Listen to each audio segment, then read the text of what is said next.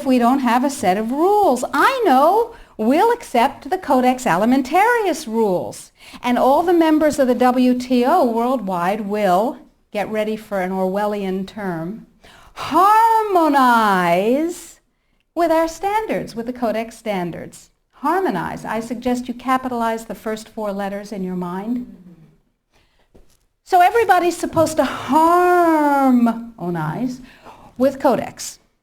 And when they harmonize with Codex, then if they get pulled into the World Trade Organization dispute resolution process, they have a chance of winning. Because, here's the kicker. You ready for this one?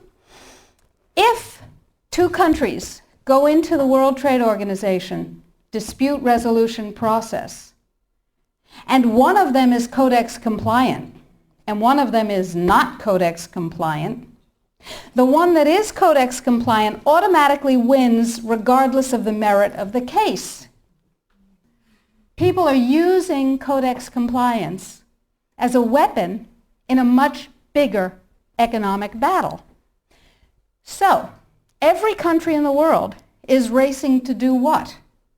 To become Codex compliant. So, in the United States, the situation is, okay, how do we become Codex compliant when we have laws that protect us? And you have to remember that Codex does not serve consumer well-being, does not serve health. It serves what I call the 5 bigs. Big pharma, big chema, big biotechna, big agribiz, and big medica. Little you and little me are not served by Codex in the least. So before we go forward and talk about the rest of what has to happen, let's ask what Codex does.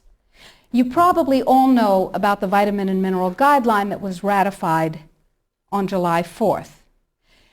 You may not know that although it is said that Codex guidelines, regulations, and standards which have been ratified are voluntary, they are not voluntary. That is known as a lie. They are mandatory, but they are not fully mandatory until December 31st, 2009.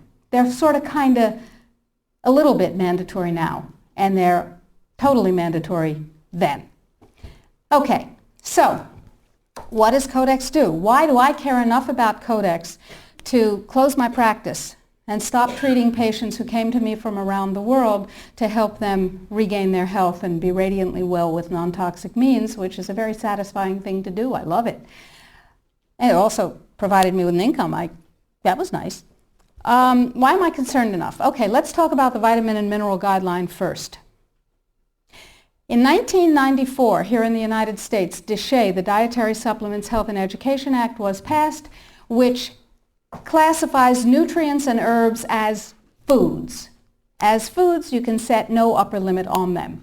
You cannot set an upper limit on lettuce, lamb, or rutabagas, and similarly, you cannot set an upper limit on vitamin C, echinacea, ginkgo biloba, vitamin D. And access to nutrients is freely given to us. We are allowed to have any nutrients we want because, and this is a very important point, under common law, anything not forbidden is permitted. Codex, on the other hand, is a Napoleonic Code law system. Under Napoleonic Code, anything not permitted is forbidden. That's called a positive list. So, vitamins and minerals. In 1994, we passed DSHEA. Nutrients are foods. We can have as much of them as we want. It's our business. In 1994, Codex, with no notice here in this country whatsoever, declared nutrients, put on your intellectual seatbelts, declared nutrients to be toxins. They're poisons. Dangerous industrial poisons. As poisons, we have to be protected from them. How do you protect somebody from a poison? You use toxicology. you use a science called risk assessment. A quick primer on risk assessment. First, you take the substance that's poisonous and you feed it to animals and you determine the dose that kills 50% of them. That's called the LD50. Okay? And you extrapolate what the LD50 for a human being might be. Then, you go down to the other end of the dosage range and you start feeding itty-bitty tiny bits of it to test animals.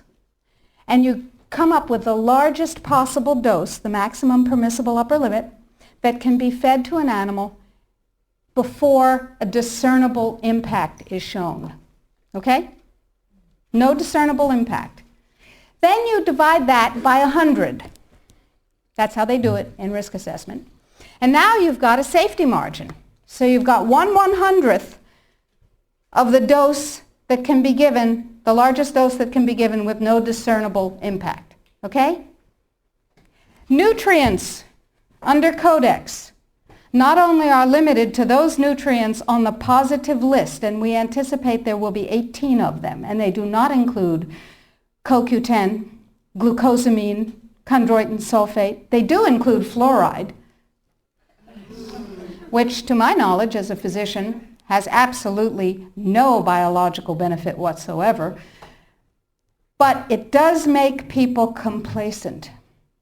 Fluoride was first used in the Gulag because it was discovered that prisoners who were fed fluoridated water were complacent and you could do anything you wanted to them. They were easy to manage. So you have 18 nutrients. You have itty-bitty, teeny-weeny, little-bitty doses that are determined scientifically to have no effect on any human being. Now, in this country, we have a problem. We have Deshay. We got to get rid of Deshay in order to harmonize with Codex. That part of Codex, anyway. So how do we get rid of Deshay? We attack it legislatively, of course. And there are 5, count them, 5 bills currently before Congress designed to overturn, gut, invalidate, and otherwise get rid of Deshay. Because once Deshay is gone, we can harmonize with the vitamin and mineral guideline. So what we're talking about is waking up one morning and being very surprised to find that high-potency, therapeutically effective, clinically significant nutrients are now illegal in the way